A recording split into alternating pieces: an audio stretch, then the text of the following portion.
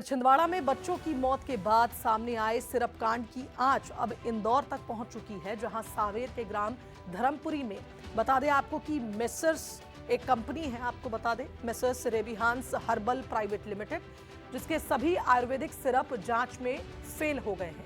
जांच में यह भी सामने आया है कि सिरप निर्माण के दौरान न तो सुरक्षा मानकों का पालन हो रहा है और न ही मौके पर कोई लैब है जिससे स्वच्छता के इंतजाम देखे जा सके। शिकायत के बाद 18 दिसंबर 2025 को प्रशासन ने फैक्ट्री को सील किया था और अब जांच रिपोर्ट आने के बाद फैक्ट्री मालिक सुरेंद्र सिंह राजपूत के खिलाफ एफआईआर दर्ज कर ली गई है।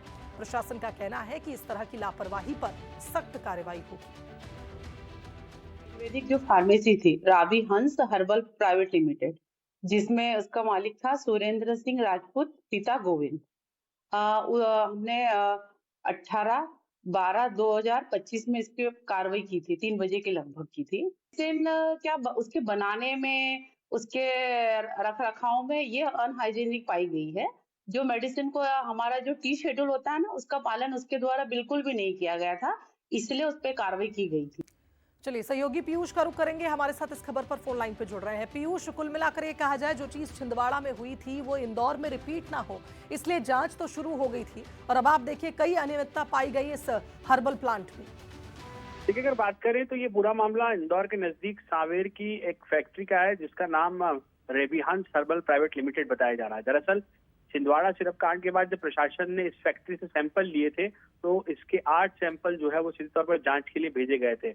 और जब इसकी रिपोर्ट सामने आई है तो ये बात यहाँ पर चौंकाने वाला खुलासा हुआ है कि सुरक्षा मानकों पर सिरप का निर्माण नहीं किया गया है।